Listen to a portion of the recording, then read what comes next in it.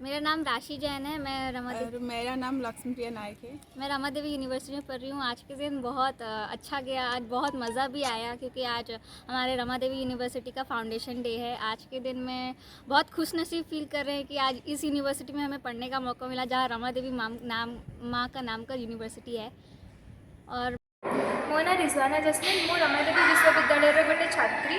आमर 3 दिन धरिकी होता फाउंडेशन डे सेलिब्रेशन जोटार कि बहुत बहुत भल भल परफॉर्मेंसेस है, कल्चरल प्रोग्राम है, बहुत विभिन्न अतिथि मैंने आसते बहुत बढ़िया से गला। So I am very blessed and thankful कि मुझे पढ़ी। नमस्कार, मु Marusmita Nayak, UG first year Sanskrit department student. Ramadevi विश्वविद्यालय पढ़ुवर मत बहुत बहुत भल लगुच। आज उच्चशिक्षा मंत्री सूर्यवंशी सूरज आसते, सी आमको 3 दिन आम सुजोग देते जे आम आम उत्सव को 125तम जन्मवार्षिकी तिथि को आम अत्यंत भल भाव पालन कर योगदान कारण आम महोत्सव हिसाब से 3 दिन धरी पालन कलु।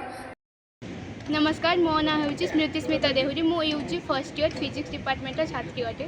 आज आम विश्वविद्यालय माँ रमादेवी जन्म जयंती उपलक्षे आज एक कार्यक्रम अनुष्ठित होता और से अंशग्रहण कर आम बहुत गर्वित एवं आनंदमय अनुभव करुँचु।